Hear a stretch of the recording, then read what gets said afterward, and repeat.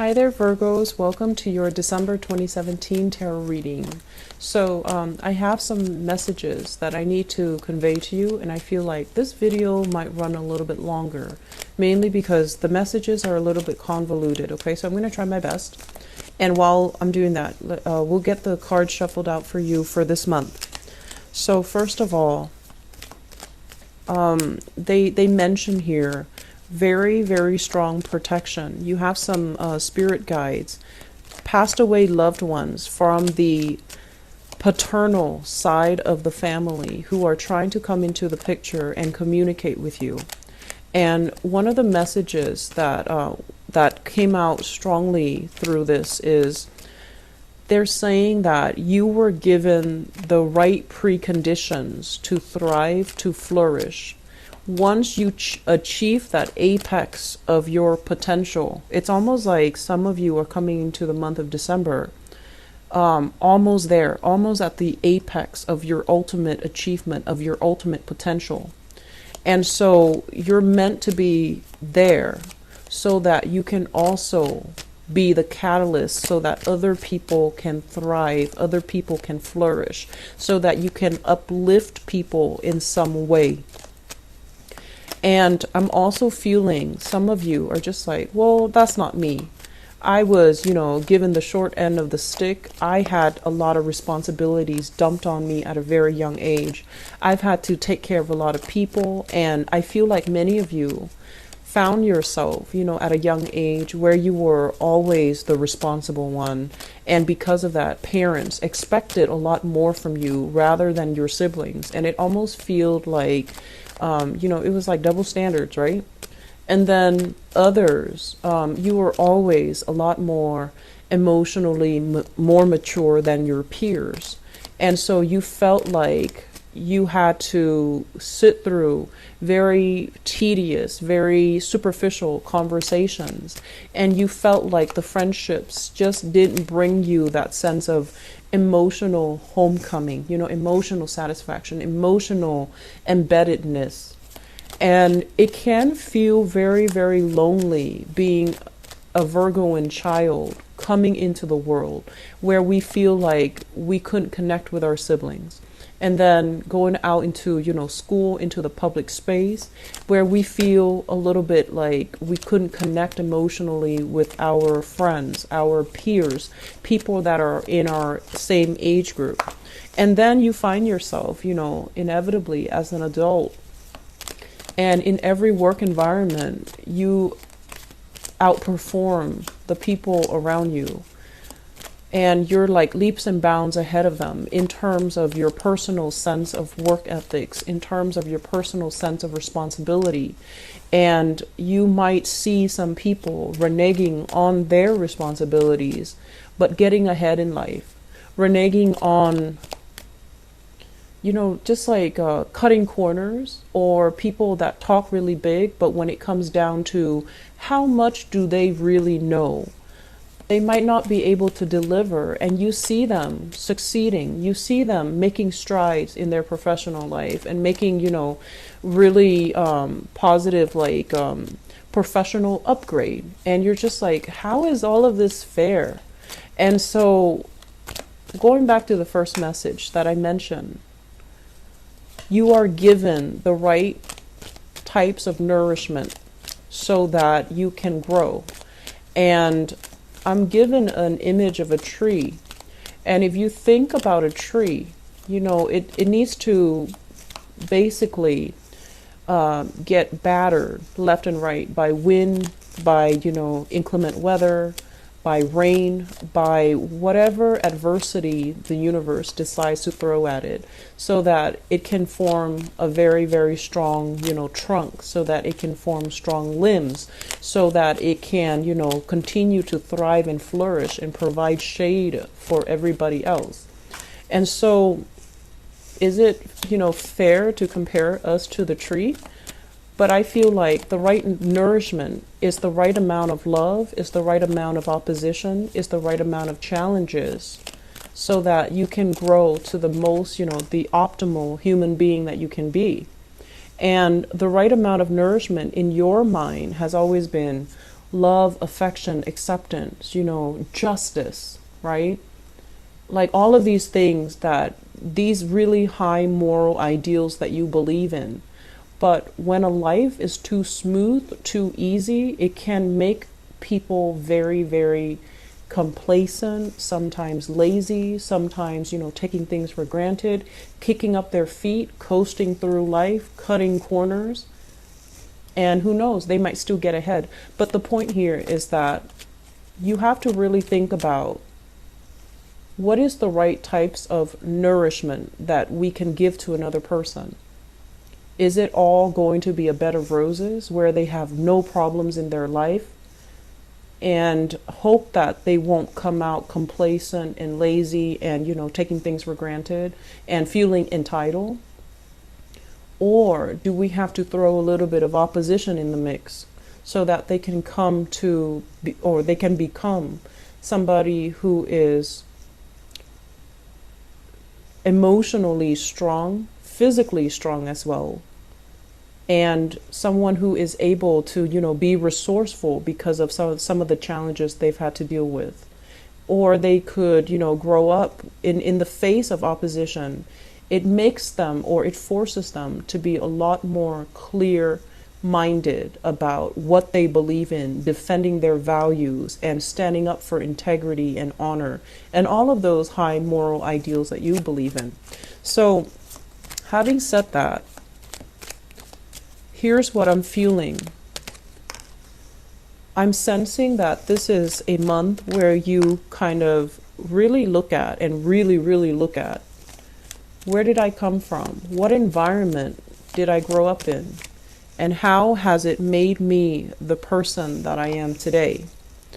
And then how does that prepare me for the adversity, the challenges, as well as, the career path that I'm supposed to be in? So when I did your reading, I felt like, that astrology wheel.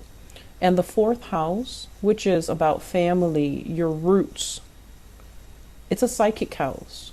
It talks about our insecurities as well, because all of it is, we are ultimately byproducts of our environment, of our childhood conditioning.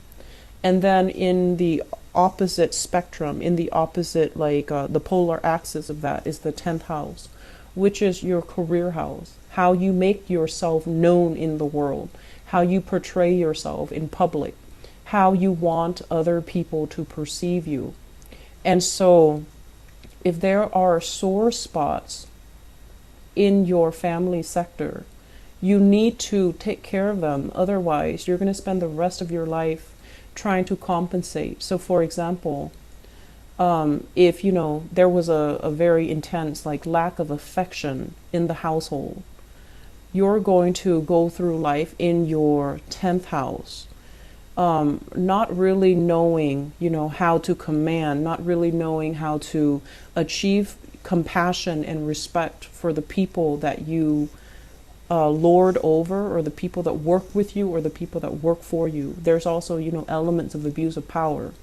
And then likewise, if you're in a home environment where there has been a lot of control and dominance, and I almost feel like they're saying here, ego conflicts and issues of dominance.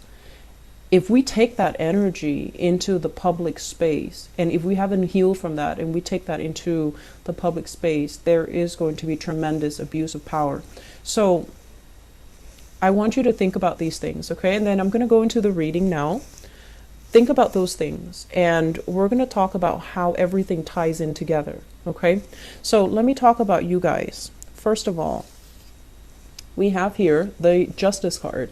And I feel like this is not so much about, court cases, legal battles, or anything like that. I feel like it deals more with the way that you believe in justice, okay? I've worked really hard and I deserve this. The other person is cutting corners. They don't deserve a promotion. They don't deserve a pay increase. They don't really deserve, all the good things that are coming their way. So many of you, despite everything that you've been through, despite everything that I mentioned before, This sense of like, I'm a really good person. Why are bad things happening to me? Or why am I not getting recognized for the work that I do, for my skills, for my assets, for everything that I bring to the table? I feel like there is a sense here that they're gently reminding you that you're seeing things from your own perspective. You don't know where the other person has been. So for you to say, or for one person to say, that person, they slack off and they don't really deserve it. I feel like maybe they deserve a little bit of leeway. So maybe they need this pay increase, this promotion, a lot more than you do. Maybe they have other things in their lives that are kind of like spiraling out of control. So they really need this one boost of self-esteem. Otherwise, their house of cards would crash. So I feel like it's really important for you guys to hang on, first of all, to these high moral ideals. But at the same time, do not be the person that makes these judgment about who is worth it and who is not. And especially do not turn this judgment, this criticism onto yourself, where you feel like, am I really worthy? Am I really deserving? Because I feel like there is a big element here about you feeling that way, feeling like very exposed and very vulnerable, uncomfortable in your own skin, getting yourself into something that you're not emotionally or mentally prepared for, and then doubting your capabilities, doubting your skills. Am I going to float or am I going to sink? Am I going to be able to make it, or are other people going to laugh and mock and ridicule me? Okay, so this energy here, I feel that, the fourth house, like I mentioned, it's a very psychic house, and it deals heavily with, things that we hide from other people, things that make us really uncomfortable. And I feel for many of you, this is being in the limelight, being in the public eye. When you talk, a lot of people are going to be paying attention, being televised, being taken, having people taking pictures of you, and getting a lot of fame and recognition. And when it's in the reverse position, there's a sense about you where you are very, very private about your personal life. You don't want to, take on that Leo quality where you are hogging the stage or you are revealing too much about yourself. So I feel like there is a major fine line here about you guys coming in this month where you have to be, where you find yourself in this position where you really have to, hype up your skills. You have to really sell yourself, and you don't really know how, because your life is all about modesty. It's all about, believing that good things will come to good people. But sometimes we need to give ourselves credit when credit is due, okay?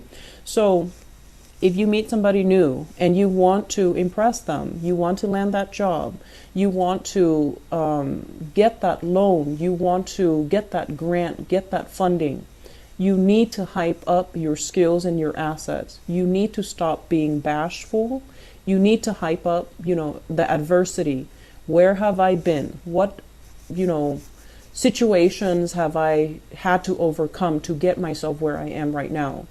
And how much determination I have because I've overcome so much adversity in my life. So do not shy away from everything that made you who you are.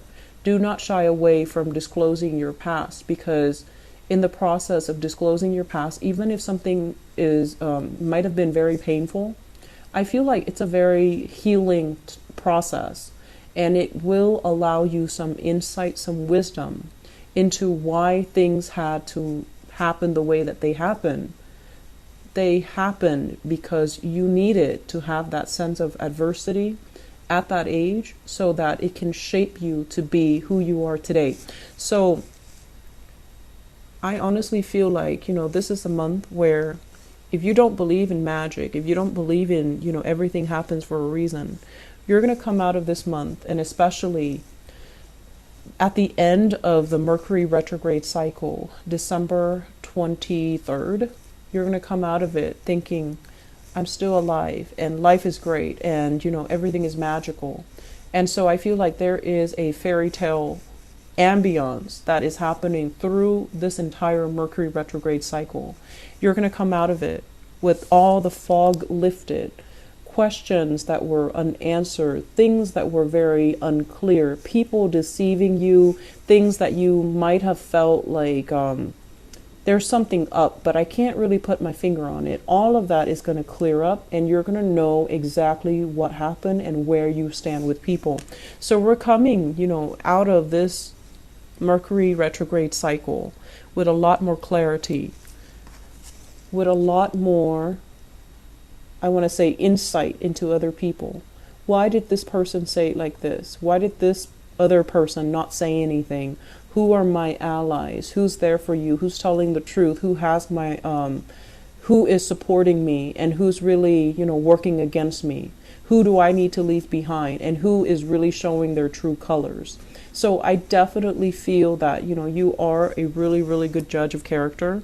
You do give people the benefit of the doubt, but I know that many of you are very good observers. You pick up nuances in social interactions. You pick up nonverbal cues from people when you interact with them.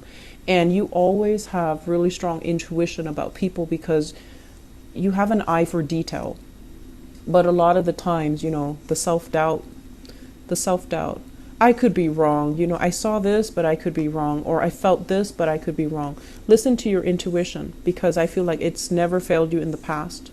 It's helped you survive some very perilous situations in the past. It helped you navigate things. It helped you find things when you needed resources, but resources were not available. Okay? So moving forward, I'm going to talk about a few more things. I apologize for the noise in the background. First of all, this is a card about self-employment here. So for those of you who are thinking about changing a career path, or, at least segueing into a career path where you can expand your business, be a business owner, start a home-based business, or even start collecting clients. So in order to start your own business, recruiting people, getting, even funding for some type of a home-based business, or to start up something. Startup comes to mind. So I feel like it could be technology.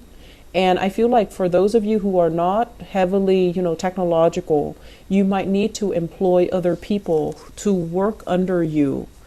And these people have the technological know-how, and so they're working under you. And it can feel very, very scary when you're not an expert in your field and you're trying to venture into that field, and you have to delegate responsibilities to other people. And they're experts in their field, but you're overseeing the work, and you might not, know 100% everything that's happening. So that process of having trust and faith that the other person is going to do their, uphold their end of the bargain and do the job properly, I feel like it's still very, very scary. So I feel some of you who are business owners, you're contracting out your work. You're hiring new people, you're overseeing the new people doing the work for you, and it can be very, very uncomfortable. And you're kind of battling yourself to not micromanage, because you know that, micromanagers are not very well liked.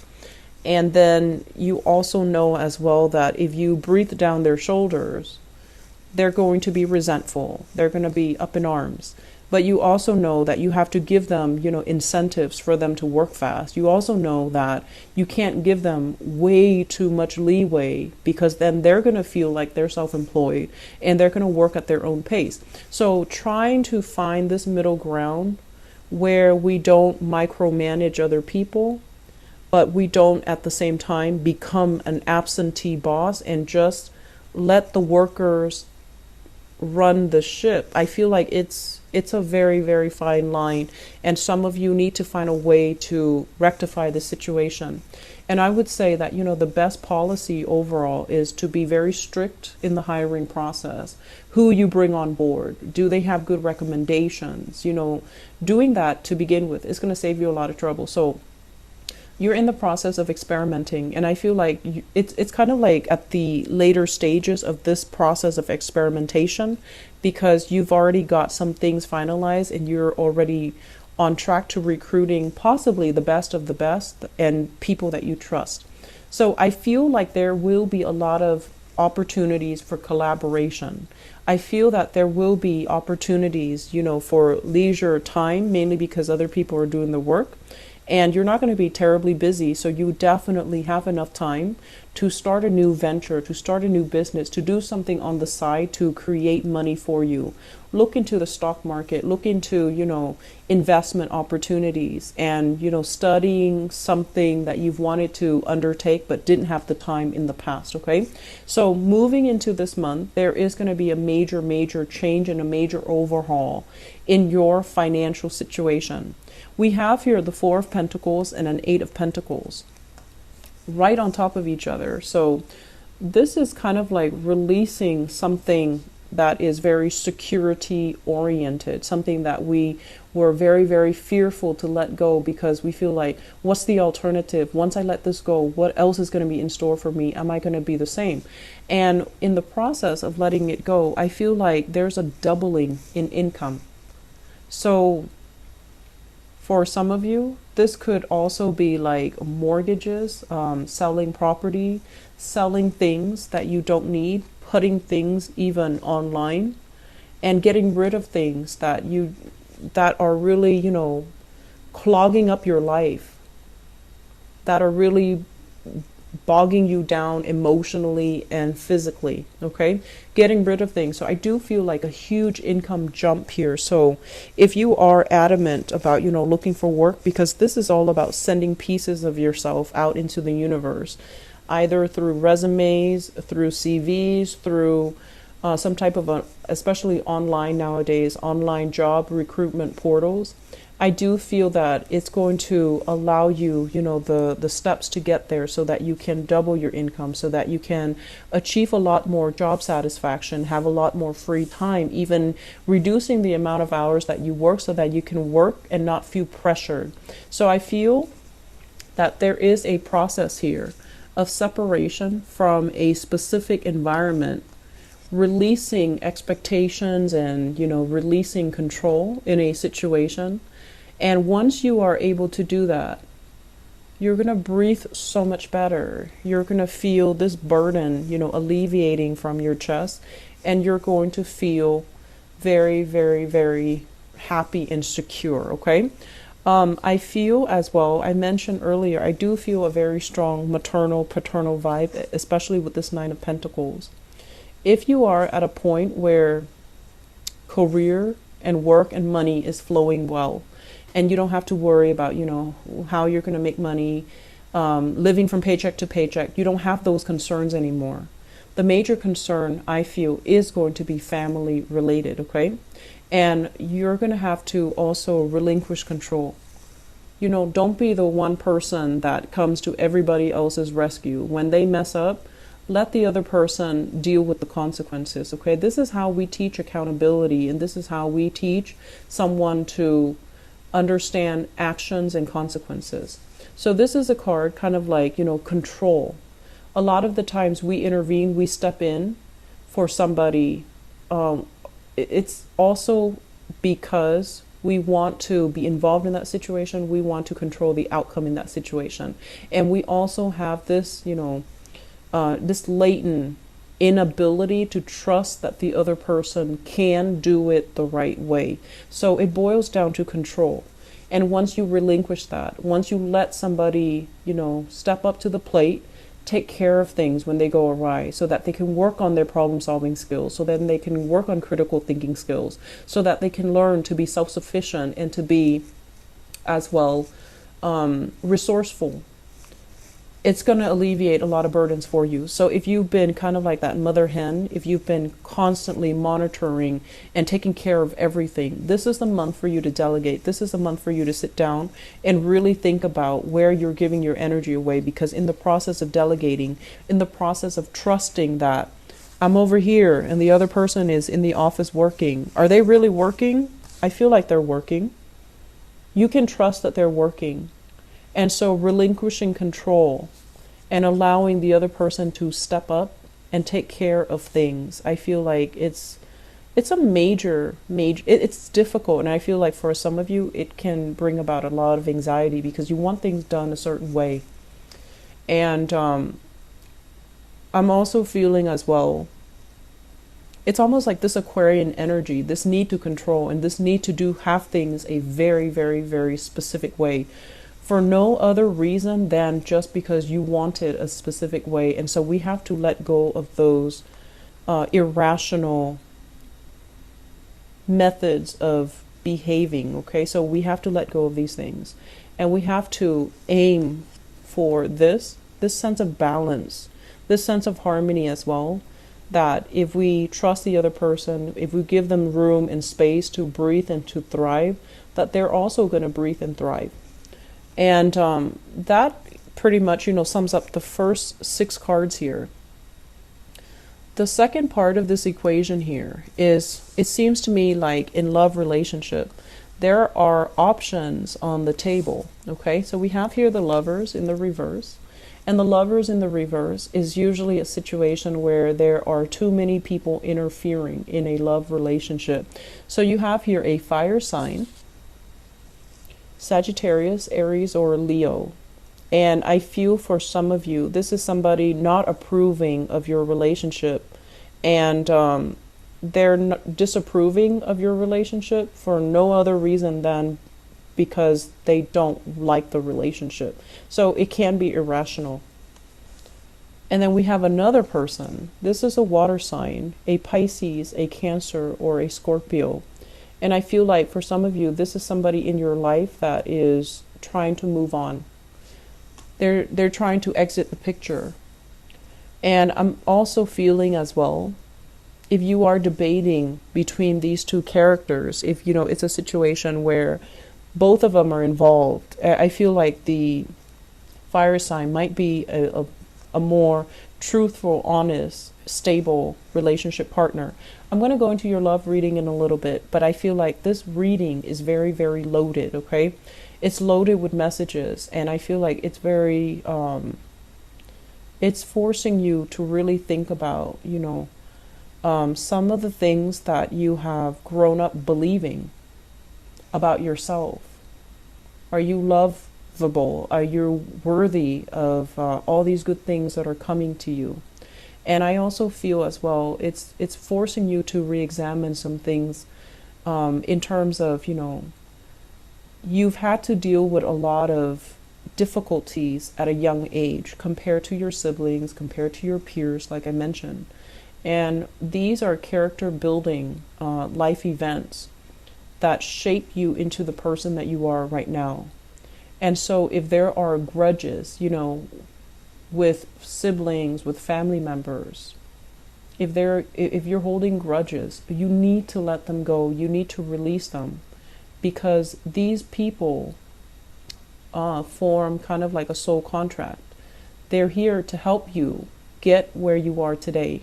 They've had to make sacrifices, great sacrifices. And I also feel that they've had to make sacrifices in terms of not being in your good graces. Like they've had to do things that even now you might not like them, you might not speak to them, but they have a soul contract with you to get you where you need to be. And so in the process of fulfilling their soul contract, they might have falling outs with you, and you both might not be talking. You're at a point where you're really, really happy, you're on top of the world, you're elated, and financially you're very secure. And they're at a point where their health is diminishing. If you have these relationships, you need to reconcile, okay? Because they're there to teach you some things. And I feel like in our human forms, we don't always make the best decisions, and we don't always heed our higher intuition. But I feel like there's something more at stake here. And I feel a lot of it has to do with, we needed to experience these things, these relationships, these ways of loving, these ways of behaving at a young age, because they're shaping you into a much stronger person. If you didn't experience the adversity, you might be at this point taking everything for granted, coasting through life, and at the end of your life, having an easy life, but then not having that strength of character that comes with, you know, living a life of adversity. I hope that makes sense for you, Virgos. I feel like you need to hear this message, and so I hope it is helpful. You have a lot of good things coming into the picture, but I feel that we have to rectify some things from our past. We have to set the record straight. We have to heal from some things, okay, so that we can move forward. All right. Best of luck, Virgos. I will talk to you soon. If you're feeling frustrated, wait until the end of the Mercury retrograde cycle. Everything's going to seem a lot better. There's going to be clarity coming in, okay? You're not going to be walking through this fog anymore. Everything will start to make sense, okay? And especially other people's intentions, okay? So I'll talk to you guys soon. Take care. Bye-bye.